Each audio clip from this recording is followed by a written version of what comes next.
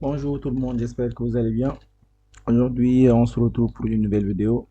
Je vous invite à vous abonner si ce n'est pas encore fait, à partager la vidéo et à laisser un petit pouce bleu. Euh, ça nous, ça nous encourage. Donc aujourd'hui, on se retrouve pour une nouvelle vidéo. On va parler aujourd'hui des styles de code. Les styles de code, c'est-à-dire sur un même dessin. Bon, sur ce dessin-là, il y a des cotations. Je vais juste les dégeler. Cotations sont là. Voilà. Voilà. Les cotations. C'est-à-dire sur un même dessin, on peut avoir plusieurs styles de code. Style de code, c'est-à-dire des cotations, de différentes cotations. Ils sont dans le même calque, mais ils sont de styles différents. On peut avoir cette possibilité-là parce que, pourquoi? Parce que sur un même dessin, on peut avoir par exemple les plans qui peuvent passer sur une planche, par exemple, à 3 à l'échelle euh, sur une planche A3 à l'échelle 11 centième, alors que par exemple la coupe ne peut pas passer sur une planche A3 au centième. Moi, prendre par exemple l'exemple d'un immeuble, par exemple un immeuble de 15 étages, 16 étages. Le plan peut passer sur un papier A3 au centième, mais la coupe ne pourrait ne pas passer parce qu'elle serait très haute pour que ça puisse tenir sur un plan, sur une planche, sur un papier A3. Donc, du coup, ce qu'il faudrait faire, par exemple, si on ne peut pas imprimer le tout sur une planche A2, on pourrait par exemple imprimer les plans à l'échelle A3 et euh, les coupes au centième, bien évidemment, les plans à l'échelle au centième sur un papier A3, mais les coupes à l'échelle de centième sur un papier A3. On a cette possibilité-là. Ce qui voudrait dire qu'il va falloir euh, revoir la taille des codes parce que à l'échelle de centième, les codes peuvent ne pas apparaître, le même code peut ne pas apparaître, en fait, disons, avoir la même taille, je veux dire, voilà, peut ne pas avoir la même taille, n'est-ce pas? Ils n'auront pas la même taille d'ailleurs. Ils n'auront pas la même taille.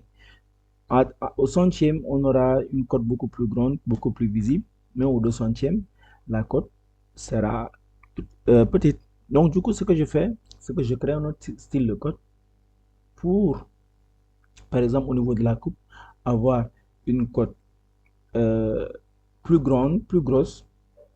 La police serait plus grande qu'au niveau du plan. On va appliquer cet exemple-là au niveau de notre dessin. Pour savoir déjà le style de cote, il suffit juste de venir au niveau de la notation. Là, style 50e. D'accord? Si on déroule, on a tous les styles de code ici à ce niveau. Tous les styles de code. Si on clique sur l'icône, à ce niveau-là, là, on peut supprimer par exemple un style de code.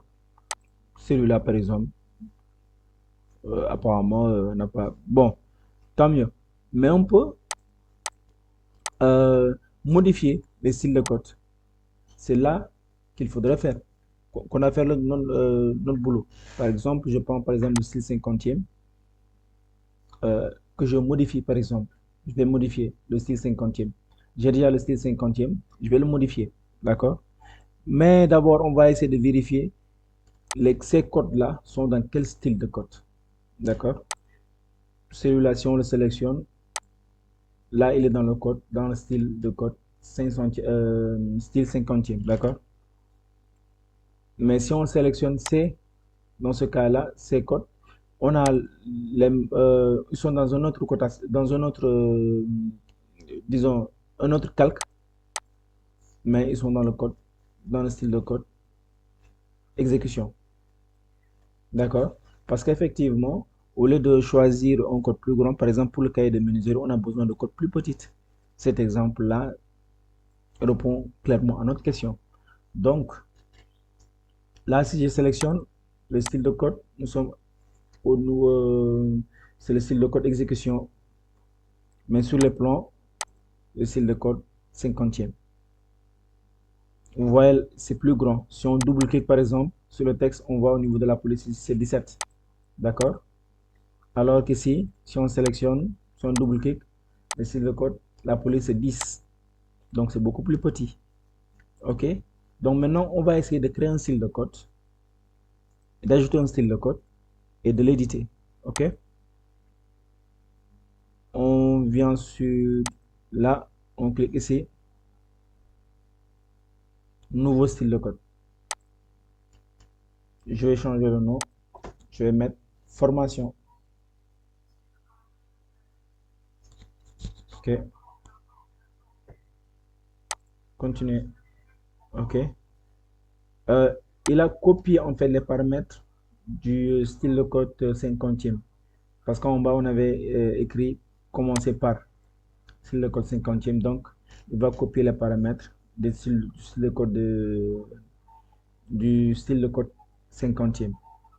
Donc, au niveau de la taille, par exemple, ici, du texte, on avait la hauteur de texte qui était de 17. On va mettre ici 20. Ou on va mettre 30. Voilà, d'accord? Pour que la différence soit plus lisible. OK? Euh, symbole de flèche, on va changer, par exemple, prendre un symbole marque architecturale. Là, on va prendre toujours une marque architecturale. Je voudrais que, en fait, la différence soit bien lisible. Ligne, je change la couleur. Je mets par exemple le vert. Et je fais OK, fermer. Et je rends le calque cotation, le calque sur lequel ils sont, calque par exemple cotation courant. Il suffit juste de cliquer sur rendre courant ici. Donc là, le calque est courant. Donc, quand je dois coter, là, je vérifie d'abord sur quel style de code il est. Si je clique, voilà, je vois que euh, le style de code formation est actif.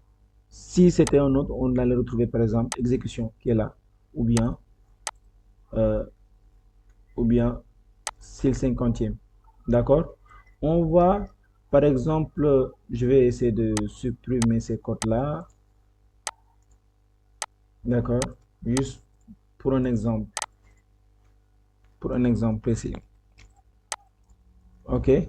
Je vais commencer par le style de code 50e qui était là. Je code la hauteur sous plafond. Et je prends l'autre style de code exécution qu'on avait de l'autre côté. Je code. Vous voyez? Et là, je vais prendre notre style de code qui est formation. Qui est là. Vous voyez? Bon, je vais changer la couleur du style de code formation. Formation modifiée. La couleur des lignes, je vais mettre rouge. OK. Fermé. Vous voyez? Donc, c'est ça en fait. On peut avoir différents styles de code, mais qui sont sur le même calque. Ça nous permet par exemple, sur un même dessin, on a tous les codes qui sont sur le même calque, mais qui ont un style de code différent. Parce que, évidemment, effectivement, on doit imprimer des plans à une échelle différente. Voilà, c'était tout pour ce tutoriel. Si vous avez des questions, n'hésitez surtout pas à les poser au niveau de la zone commentaire. Je serai très très ravi de vous lire et d'essayer de répondre à vos questions. Et voilà, partagez la vidéo avec vos amis, vos connaissances. Partagez pour que les autres puissent bénéficier des formations gratuites au niveau de notre page. D'ailleurs, souvent, j'organise euh, des formations AutoCAD. Tout dernièrement, j'ai organisé une session d'octobre, du 9 octobre, du 9 septembre au 8 octobre. Donc, il y aura d'autres formations qui seront organisées d'ici un ou deux mois. Je verrai. Voilà.